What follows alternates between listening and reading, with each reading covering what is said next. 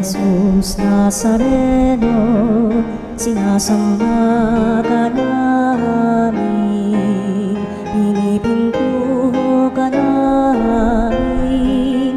Aral mo ang aming buhay at kaligtasan, Nuestro Padre Jesus Nazareno, iligtas mo kami sa kamatayan. Ang krus mong pinamatayan ay sagisag ng aming kaligtasan. Nuestro Padre Jesus Nazareno, dinarangal ka namin. Nuestro Padre Jesus Nazareno, inulwalhati ka namin. Nuestro Padre Jesus Nazareno, inarangal ka namin. Nuestro Padre Jesus Nazareno, inulwalhati ka namin. Bayan, magsiyawit na bayan, inagkala ka, dakilang biyayang pangako niya, sumilay na. Dakilang biyayang pangako niya, sumilay na.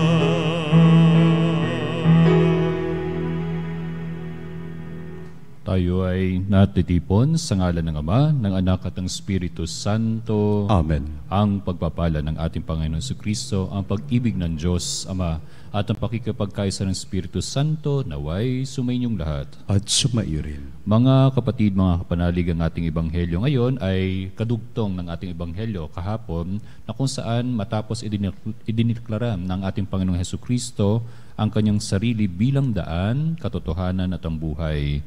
At ipinahayag ni Jesus ang pagkilala sa kanya, at ay kailangan natin makilala din ang ating Panginoong Diyos Ama. Mga kapatid, aminin muna natin ang ating mga kasalanan upang tayo maging karapat dapat gumanap sa banal na pagdiriwang. Tayong lahat, inaamin ko sa makapangyarihang Diyos at sa inyo mga kapatid, na lubha akong nagkasala sa isip, sa salita at sa gawa at sa aking pagkukulang. Kaya isinasamo ko sa mahal na Birheng Maria, sa lahat ng mga anghel at mga banal, at sa inyo mga kapatid, na ako'y panalangin sa Panginoong ating Diyos. Kaawaan tayo ng makapangyarihang Diyos, patawarin tayo sa ating mga kasalanan at patnubayan tayo sa buhay na walang hanggan. Amen. Panginoon, kaawaan mo kami. Panginoon, kaawaan mo kami. Kristo, kaawaan mo kami. Kristo, kaawaan mo kami. Panginoon, kaawaan mo kami. Panginoon, kaawaan mo kami. Manalangin tayo. Ama naming makapangyarihan, lagi mong lubusin sa aming pagdiriwang ang pagganap sa pagkabuhay ng anak mong mahal, upang ang mga minrapat mong sa binyag magbagong buhay ay maging hitik sa bungang dulot ng iyong pagsubaybay at maluwalhating makarating sa ligaya magpakailanman, sa pamamagitan ni Jesucristo kasama ng Espiritu Santo, magpasawalang hanggan. Amen. Ang salita ng Diyos mula sa mga gawa ng mga apostol. Nang sumunod na araw ng pamamahinga, halos lahat ng tao sa lungsod ay nagkatipon upang pakinggan ang salita ng Diyos. Inggit na inggit ang mga Hudyo nang makita nila ang makapal na tao, kaya't nilait nila at sinalungat si Pablo. Ngunit buong tapang na sinabi ni na Pablo at Bernabe, "Sa inyo muna dapat ipahayag ang salita ng Diyos. Yamang itinakwil ninyo ito, hinatulan ninyo ang inyong sarili na hindi karapat-dapat sa buhay na walang hanggan. Kaya't pupunta kami sa mga hentil, sapagkat ganito ang iniutos sa amin ng Panginoon. Inilagay kita na maging ilaw sa mga hentil upang maibalita mo ang kaligtasan hanggang sa dulo ng daigdig." Nagalak ang mga hentil nang marinig ito at nagpuri sa Panginoon dahil sa salita niya, at sumampalataya ang mga hinirang para sa buhay na walang hanggan. Kaya't lumaganap sa buong lupain ang salita ng Panginoon, ngunit sinulsulan ng mga Hudyo ang mga babaeng sumasamba sa Diyos at kilala sa lipunan. Gayon din ang mga lalaking pinuno ng lungsod, ipinausig nila sina Pablo at Bernabe at pinalaya sa lupaing iyon. Kaya't ipinagpag ng dalawa ang alikabok sa kanilang mga paa bilang saksi laban sa mga taga roon, at sila'y nagtungo sa Ikonoyo. Ang mga alagad naman sa Antioquia ay natigib ng galak at napuspos ng Espiritu Santo. Ang salita ng Diyos. Salamat sa Diyos. Kahit sa ay namamalas tagumpay ng nagliligtas. Kahit sa ay namamalas tagumpay ng nagliligtas. Umawit ng bagong awit at sa poon ay ialay, pagkat yaong ginawa niya ay kahangahangang tunay. Sa sariling lakas niya at taglay na kabanalan, walang hirap na natamo yaong hangad na tagumpay. Kahit sa ay namamalas tagumpay ng nagliligtas. Ang tagumpay niyang ito'y siya na rin ang naghayag. Sa harap ng mga bansay nahayag ang pagliligtas. Ang pangako sa Israel lubos niyang tinutupad. Kahit sa ay namamalas tagumpay ng nagliligtas. Tapat siya sa kanila at ang pag-ibig ay wagas. Ang tagumpay ng ating Diyos kahit saan ay namalas.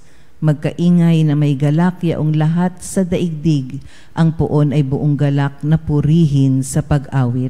Kahit sa ay namamalas tagumpay ng nagliligtas. Alleluia, alleluia, alleluia, alleluia,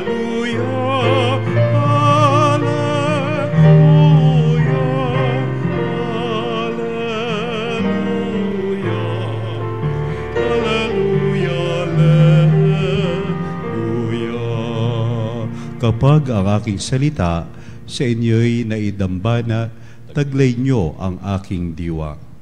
Alleluia, alleluia, alleluia, alleluia,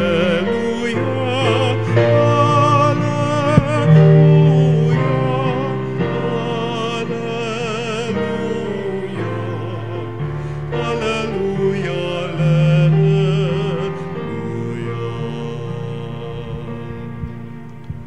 Sumainyo ang Panginoon at sumayo rin. ang pagpapahayag na mabuting balita ng Panginoon ayon kay San Juan. Papuri sa iyo, Panginoon. Noong panahong iyon, sinabi ni Jesus sa kanyang mga alagad, "Kung ako'y kilala ninyo, kilala na rin niyo ang aking Ama. Mula ngayon ay kilala ninyo siya at inyong nakita." Sinabi sa kanya ng Felipe, "Panginoon, ipakita po ninyo sa amin ang Ama at masisiyahan na kami."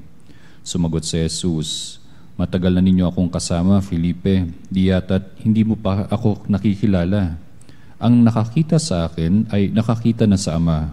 Bakit mo sinasabing, ipakita mo sa amin ang Ama? Hindi ka ba naniniwalang ako'y sumasa Ama at ang Ama'y sumasa akin?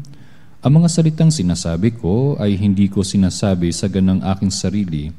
Ang Amang sumasa akin ang gumaganap ng kanyang mga gawain. Maniwala kayo sa akin. Ako'y sumasa Ama at ang Ama'y sumasa akin. Kung ayaw ninyong maniwala sa sinasabi ko, maniwala kayo dahil sa mga gawaing ito. Sinasabi ko sa inyo, ang nananalig sa akin ay makagagawa ng mga ginagawa ko at higit pa rito, sapagkat pupunta na ako sa Ama. At anumang hilingin ninyo sa Ama sa aking pangalan ay gagawin ko upang maparangalan ng Ama sa pamamagitan ng Anak. Gagawin ko ang anumang hihilingin ninyo sa pangalan ko."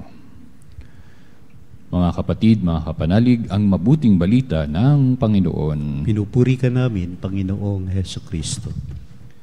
Mga kapatid, mga kapanalig, kung mapapansin natin ang ating ebanghelyo mula nung Webes hanggang ngayon is somehow yung parang paghahabilin ng ating Panginoong Hesukristo, because ito yung ang ating ginagayak na, no, for this coming, hindi pa naman Sunday, no, so sa mga darating panalinggo is the ascension of our Lord, no, so na kung saan ang kanyang pananalita ay kanyang paghahabilin kung anong dapat natin gawin, at yun din mas lalo na sa mga apostoles during their times, na kung saan yung kanilang ikikilos at yun din magiging mission nila pagkaalis ng ating Panginoong Hesukristo, which is actually yung pagsasakalat, no, ano ba yun? Pagkakalat ng balita, no, mabuting balita ng ating Panginoong Hesukristo.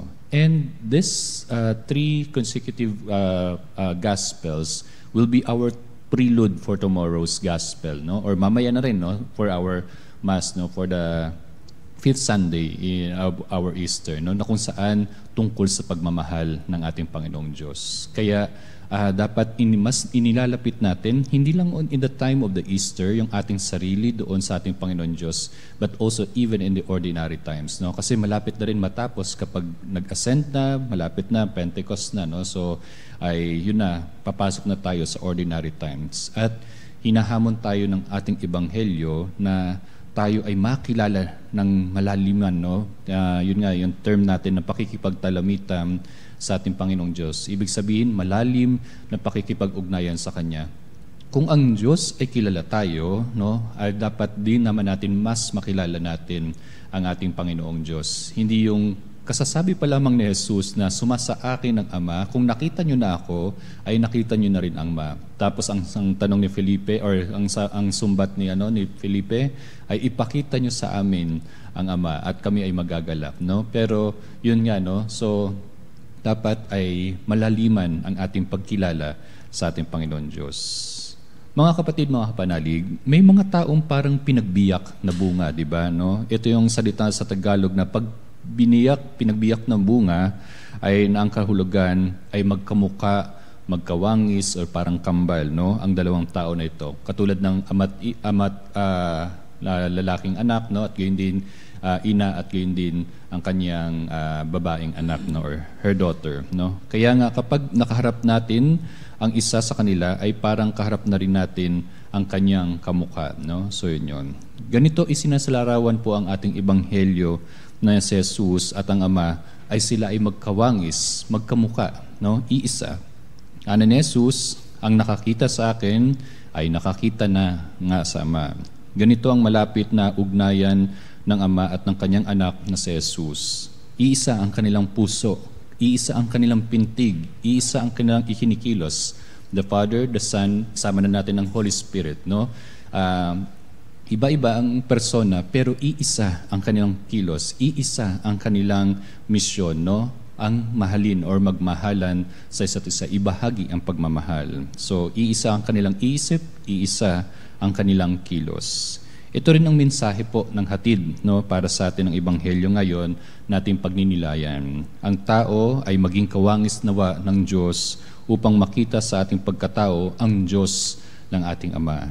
Siguro kapag ito ay nasa simbahan ako, hahamunin ko ang mga mananampalataya, ang mga seatmates, na tignan nga ninyo kung kamukha ba ng Diyos ang inyong mga katabi, no? So sigurado ay magtatawanan, magingitian ito, no? Kung yung mga ganong klaseng bagay. So it is a challenge for us na pagtapak pa lang natin sa ating komunidad, pagbalik natin sa pamilya, ay namumutawi sa atin ang mukha ng Diyos. So paano tayo tutugon sa paanyayang na ito na maging kawangis, maging katulad, maging kamukha, no? At sabay ng pintig ng puso ng ating Panginoong Diyos. 3 puntos pa rin po, mga kapanalig, no? The first one is panatilihin natin ang tapat na pakikipag-ugnayan sa Diyos. Sabi ko nga kanina, hanggat maaari pakikipagtalamitan, yung malalim na pakikipag-ugnayan sa Diyos by means of prayer, no? So ang hamon din sa amin sa mga Carmelite, it is not just only a prayer but a contemplative prayer, no? So malaliman ng pakikipag-ugnayan, binibigyan ng oras ang Diyos na makapagsalita, makapagbigay sa atin ng kung ano yung dapat natin gawin sa pang-araw-araw natin. Ito po yung susi para makita natin ang pagkatao ng Diyos. Ang lagi nating mamalagi sa kanyang piling, no? So sa pamamagitan ng pagdarasal. Kapag lagi tayong nakikipag-ugnayan sa Kanya, nakikipagtalamitam, ang laman ng Kanyang puso ay magiging lamanan din ng ating puso at maiintindihan, mauunawaan natin kung anong nais pagawa sa atin ng ating Panginoon Diyos. Ang laman ng Kanyang isip ay magiging laman na din ng ating isip, no? So ay sabay na, kumbaga synchronize na yung ating ginagawa, iniisip at gayon din ang pinipintig ng ating puso. Sa gayon, mas makikilala natin ang ating Panginoon Diyos ng lubos at masusunod na rin natin ang ating Panginoon Diyos in that terms, no? Kaya wag natin hahayaan na mawaglit sa ating puso at gayon din sa ating gawain araw-araw ang pagdarasal, pagpapanalangin o pakikipag-ugnayan sa Diyos. Pangalawa, gawin natin yung kalooban ng Ama. So this is not a calling for our na mga elect, no, na mga ating mga politicians ngayon, no. So sa katatapos nating halalan, pero sa ating lahat, no. So bilang mga Kristiyano ay yung unahin yung kalooban ng Diyos. At yun din lagi nating dinarasal, no. So sana nga doon sa Ama namin natin, sa Pater Noster, sundin ang loob mo, no. Na tayo rin naman, sundin naman natin muna ang kalooban ng Diyos bago ang ating natatanging kahilingan o ang ating personal na interes. Kasi mahirap kapag ito yung salungat, kapag iba ang ating interes at gayon din yung interes o yung nais ng ating Panginoong Diyos, yung kalooban niya sa atin.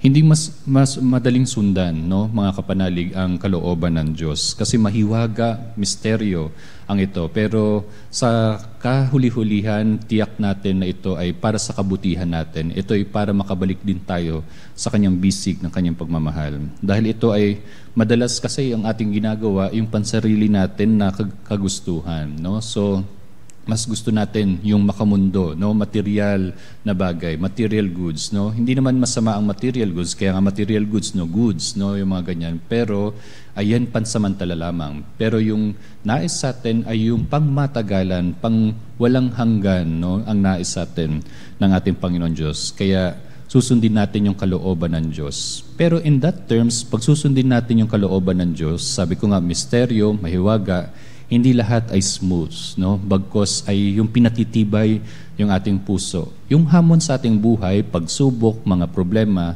ay biyaya ng ating Panginoon Diyos. Para tayo ay mas mapalapit sa Kanya, mas kumakapit tayo sa Kanya, mas makikilala natin siya kapag tayo ay dumadaan dito sa mga biyayang ito na mga pagsubok, na mga paghamon sa ating buhay.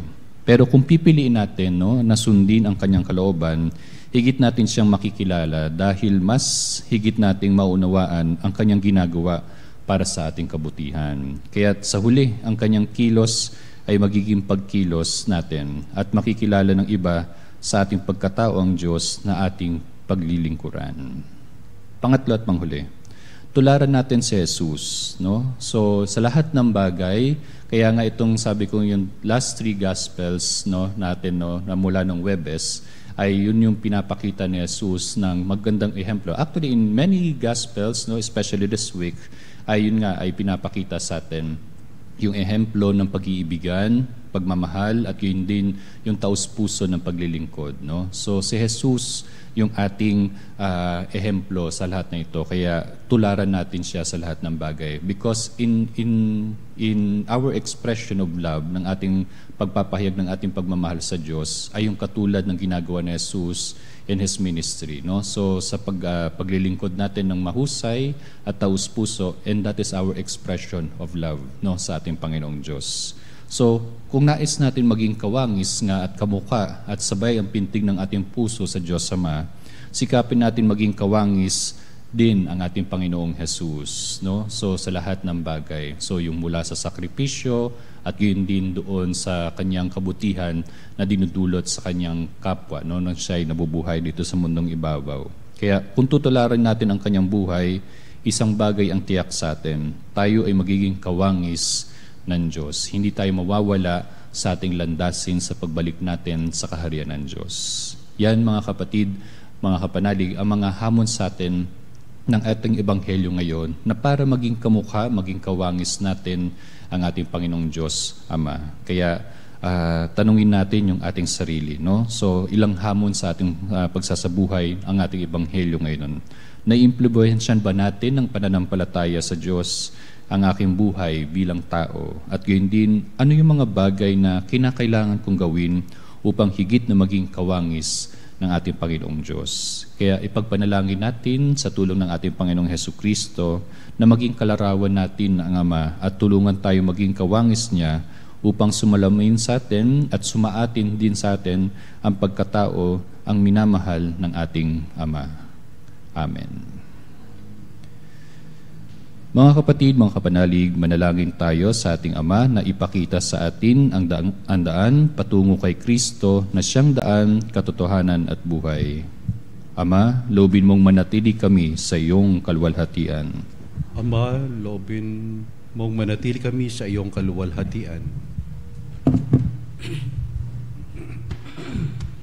Atin nawang madama ang presensya ni Jesus na siyang ating katotohanan sa pamamagitan ng ating pagpapatotoo ang mga halimbawa ng ating buhay. Manalangin tayo sa Panginoon. Ama, loobin mong manatili kami sa iyong kaluwalhatian. Ang mga naglilingkod sa bayan, naway akayin ang mga mamamayan sa tamang landas ng katarungan, kapayapaan at pagkakaisa. Manalangin tayo sa Panginoon. Ama, loobin mong manatili kami sa iyong kaluwalhatian. Sa mga maliliit ang ating lipunan, naway maibalik ang dangal at pag-asa sa kanilang buhay. Manalangin tayo sa Panginoon. Ama, loobin mong manatili kami sa iyong kaluwalhatian. Ang mga biktima ng pang-aapi at kahalayan, naway magtamo ng katarungan, kalayaan at kapayapaan. Manalangin tayo sa Panginoon. Ama, loobin mong manatili kami sa iyong kaluwalhatian. Ang mga namayapa naway makarating sa lugar na inihanda ni Kristo para sa kanila.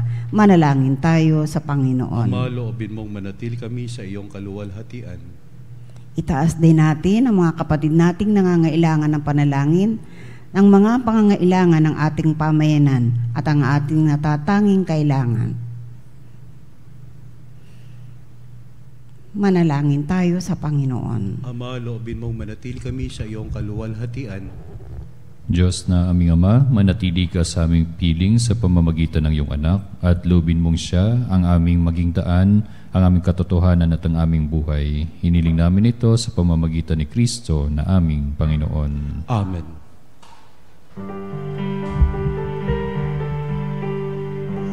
Buhay pagmamahal, alak at inabay, sana'y tanggapin ko.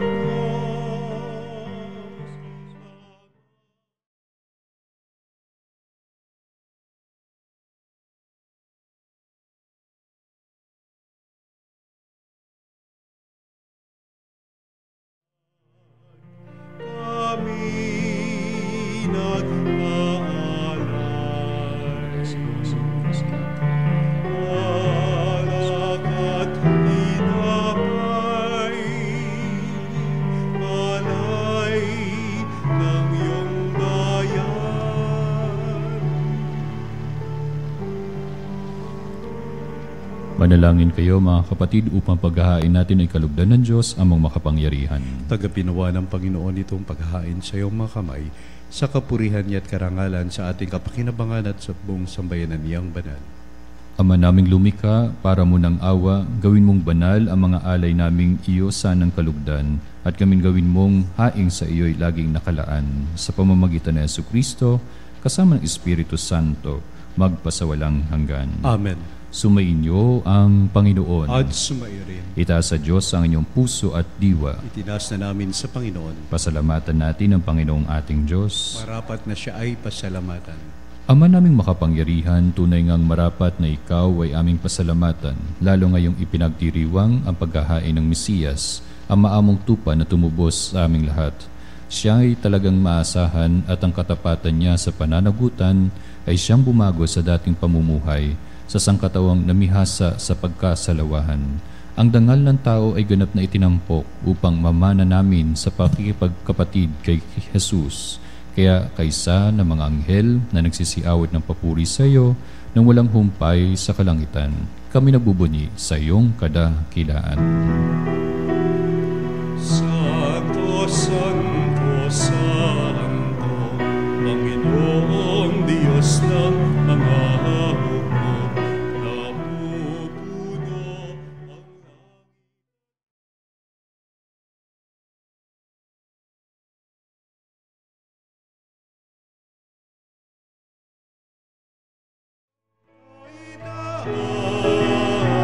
taasan, inagpalang na parinito sa ngalan ng Panginoon. Hosana sa kaitaasan.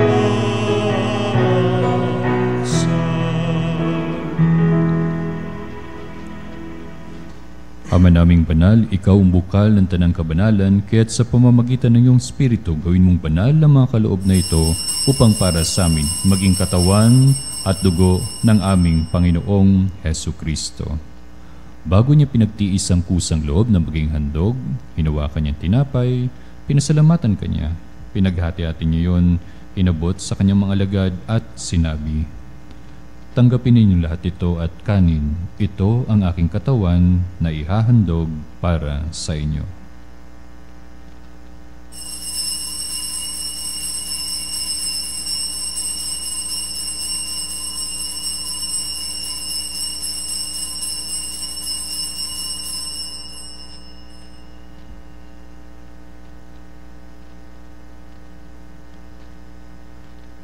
Gayun din nang matapos ang hapunan, hinawakan niya ang kalis. Muli kanyang pinasalamatan. Inabot niya ang kalis sa kanyang mga alagad at sinabi, "Tanggapin ninyo lahat ito at inumin. Ito ang kalis ng aking dugo, ng bago at walang hanggang tipan. Ang aking dugo na ibubuhos para sa inyo at para sa lahat sa ikapagpapatawad ng mga kasalanan. Gawin ninyo ito sa pag-aalala sa akin."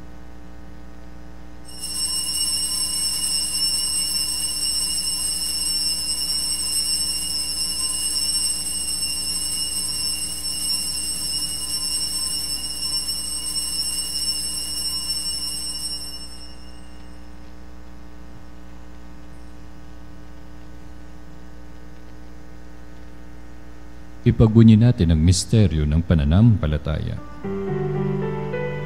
Si Kristo'y namatay, si Kristo'y nabuhay, si Kristo'y babalik sa wakas ng panahon.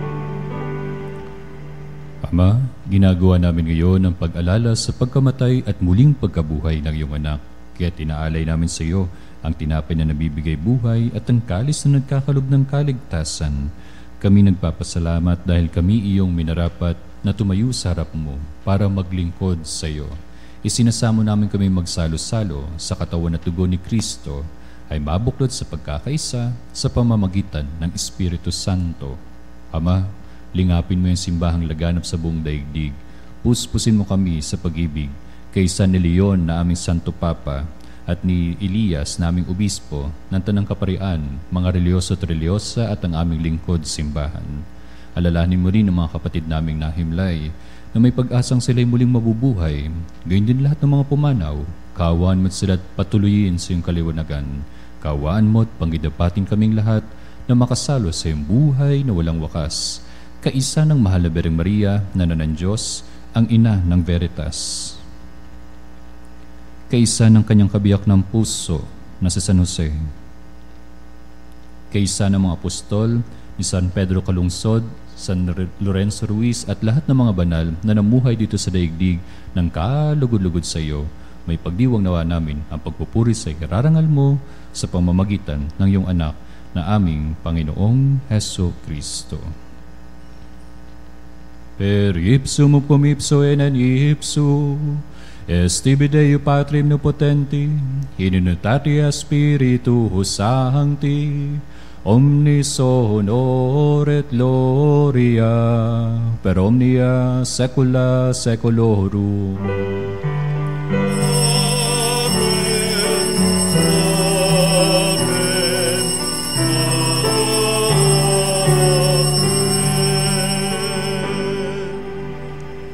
Sa tagubili na nakagagaling na utos sa turo ni Jesus na Panginoon natin at Diyos, ipahayag natin ng lakas loob.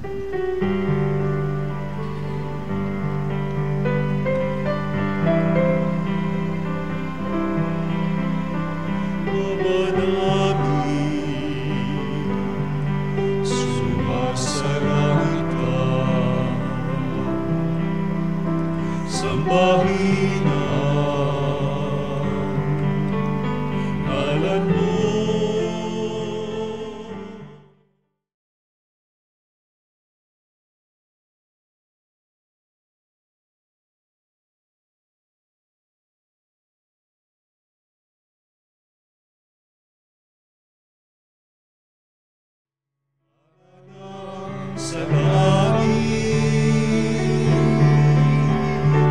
binigyan mo kami ngayon ng aming kakanin.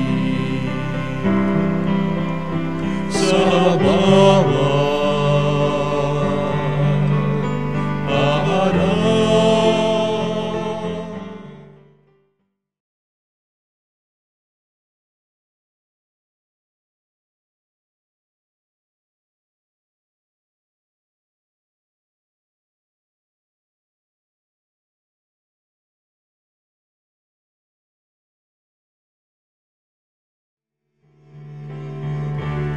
at huwag mo kami ipahintulot sa tukso, at iadya mo kami sa lahat ng tama.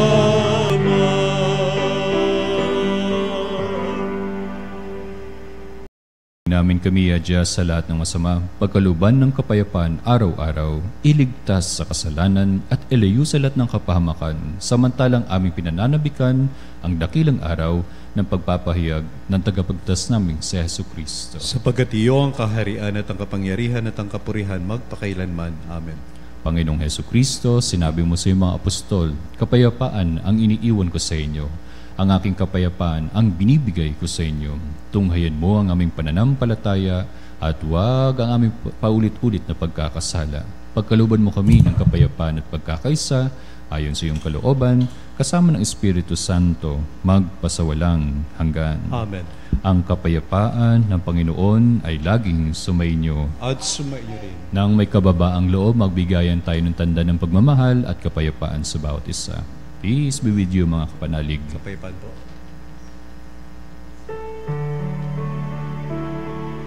Kordero ng Diyos na nag-aalis ng mga kasalanan ng sanlibutan, maawa.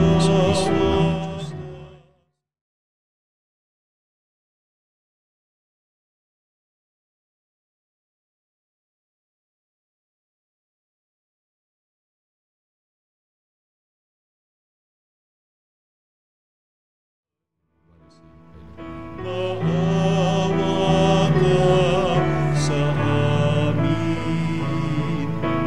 Agnus Dei, qui tollis peccatum mundi, dona nobis pacem, dona nobis pacem, dona nobis pacem.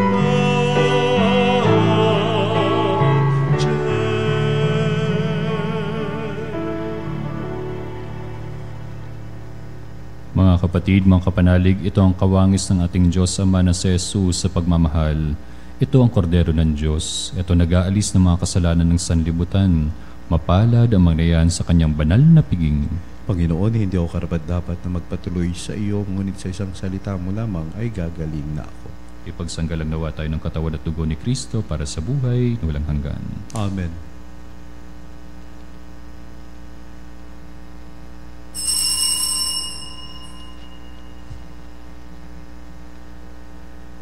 Mga kapanalig, ating dasalin ang komunyong espiritual. O Jesus, nananalig ako sa pananahan mo sa kabanal-banalang sakramento. Minamahal kita higit sa lahat at hangad ka ng aking kaluluwa. Hindi ko man matatanggap ngayon ang iyong katawan at dugo, inaasahan ko na patuloy kang mamumuhay sa aking puso. Naniniwala ako na narito ka at kaisa ka ng aking buong pagkatao. Huwag mong ipahintulot na mawalay ako sa iyo. Amen. Padalangin sa Birhen ng Katotohanan. O Birhen ng Katotohanan, Ina ni Jesus, ang nagkatawang taong salita, salamat sa iyong anak. Tinatanggap ko siya bilang aking katotohanan at kaligtasan. Sa pakikinig sa salita ng Diyos, tulungan mo akong maging malaya. Sa oras ng hirap at pagsubok, linawin mo sa akin na nasa krus ang tagumpay. Sa aking paglalakbay, akayin mo ako sa buhay ng paglilingkod at sa buhay na ganap at kasiyasiya. Kupkupin mo ako ng aking mga kapanalig na nakikinig, natututo at nagmamahalan. O Maria, Birhen ng Katotohanan, ipanalangin mo kami. O Jesus, ikaw ang daan, ikaw ang katotohanan, at ikaw ang buhay. Iligtas mo kami. Amen. Tanang sa akin iyong bigay, Ama, hangad kong mamuhay sa piling kong sakdal, lingal, upang kanilang mamasdan. Alleluia, kailan paman. Manalangin tayo. Ama naming mapagmahal, sa pinagsaluhan naming banal, pakikinabang, ang aming nawang pag-ibig ay lalong madagdagan ng ginawa namin sa pag-alala sa anak mong mahal na nag-utos ipagdiwang ang huling hapunan. Sa pamamagitan niya, kasama ng Espiritu Santo, magpasawalang hanggan. Amen. Panalangin para sa mga may sakit. Panginoon naming mapagmahal at mahabagin, lumalapit po kami sa iyo ng may buong pananampalataya. Idinadalangin ang mga may karamdaman. Ipinagkakatiwala namin sa iyo ang kanilang katawan, isip at kaluluwa. Naway ipagkaloob mo sa kanila ang kagalingan at kalakasan. Hipuin mo sila ng iyong mapagpalang kamay, O Diyos, at tanggalin ang anumang sakit at paghihirap na kanilang dinaranas. Palakasin mo ang kanilang loob upang harapin ang pagsubok na ito na may pagtitiwala sa iyong banal na kalooban. Bigyan mo rin po ng lakas at karunungan ang mga doktor, nurse at lahat ng nag-aalaga sa kanila upang maging instrumento ng iyong paggaling. Pagpalain mo ang kanilang mga pamilya upang manatiling matatag at puno ng pag-asa. Panginoon, naniniwala kami na ikaw ang dakilang manggagamot. Wala pong imposible sa iyo. Sa iyong awa at habag, alam namin may kagalingan at kapayapaan para sa lahat ng nananalig sa iyo. Ito po ang aming dalangin sa pangalan ng iyong anak na si Jesucristo, kasama ng Espiritu Santo. Amen. Amen. Mga kapatid, mga kapanalig, ilang patalastas lamang po, no? So, inyo ang Panginoon. At sumairin. At pagpalain kayo na makapangyarihang Diyos, Ama, Anak, at ng Espiritu Santo. Amen. Nayahay na natin ang banal na misa. Humayo kayo at ipakita ang pusong mapagmahal ng ating Panginoon Diyos sa kanyang bayan. Alleluia.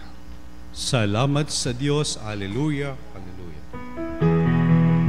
Magsiawit kayo sa Panginoon. Alleluia. Magsiawit sa Panginoon. Purihin, purihin ang kanyang pangalan.